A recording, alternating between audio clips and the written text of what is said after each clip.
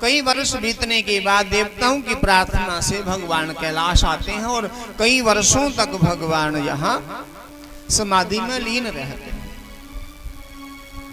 कई वर्षों की समाधि के बाद जब समाधि खुलती है तो भगवान के मस्तक पर पसीना आ जाता है। वे पसीने की कुछ बूंदें पृथ्वी पर गिरती हैं तो उससे एक बालक उत्पन्न होता है। उस बालक का नाम रखा भौम अर्थात मंगल देव।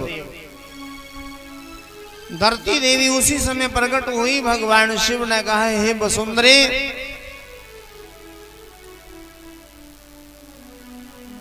हे धरती, इस मेरे पुत्र का पालन आप करो।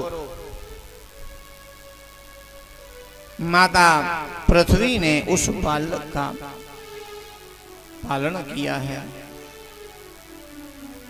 रुरोदसा शिशुस्तस्य पुरोहि परमेशतो प्राकृतातं जब तत्र भवाचार तस्य ही।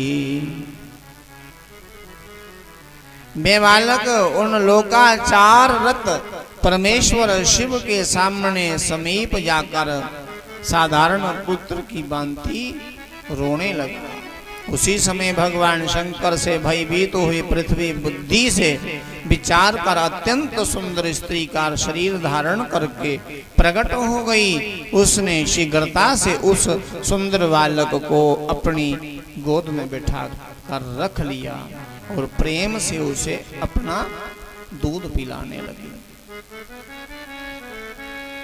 आगे चल करके इसको शुक्र लोक से भी, शुक्र ग्रह से भी कई कोस, कितने योजन दूर उत्तम लोक की प्राप्ति हुई। ये मंगल देव हुए। भगवान शिव स्वयं कहते, देवी धन्या तुम धरणी प्रीतया पालेतं सुतं मम त्वयि अद्भुतं श्रम जलान्य महातेजस्विनो वरम। हे धरणी, तुम धन्य हो।